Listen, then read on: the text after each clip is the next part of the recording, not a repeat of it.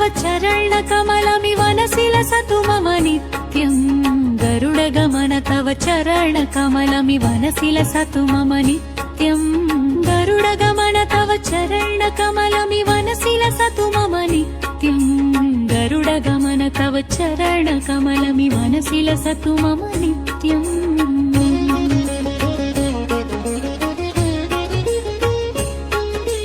జలజనయన విధి ఇప్పుడు కూడా తిథి ప్రకారమే దాన్ని జరుపుకోవడం జరుగుతుంది. సో స్వామి వివేకానందుల వారు ప్రపంచానికి యువకుల శక్తిని చూపించిన ఒక మహోన్నత వ్యక్తి.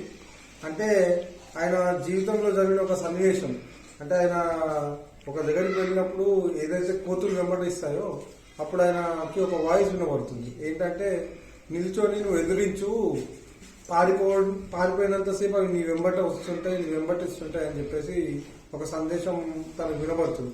అలాగే మన జీవితంలో కూడా ఏదైనా కష్టం వచ్చినా ఏదైనా నష్టం వచ్చినా పారిపోకుండా అక్కడ నిల్చొని దానికి సొల్యూషన్ వెతికి ముందడికి వెళ్తే ఎవరైనా ఉన్నత స్థాయికి చేరుకుంటారు అనేది ఈ ఏదైతే స్వామి వివేకానందుల వారి జీవితంలో ఈ సన్నివేశం ఉందో అది మనకి ఒక ఎగ్జాంపుల్ గా ఉంటుంది.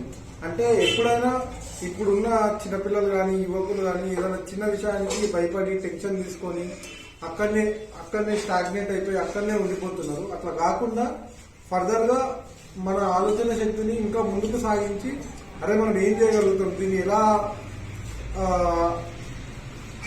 అడ్డుకోవాలి అనేది మనం ఆలోచించి ముందుకు సాగితే యువకులు కూడా తన శక్తిని తనని తాను చూసుకోవాలి. అంటే స్వామి వివేకానంద వారి సందేశాలు విని వాళ్ళ శక్తి ఏందో వాళ్ళు నిరూపించుకోవడానికి దోహదపడుతుంది.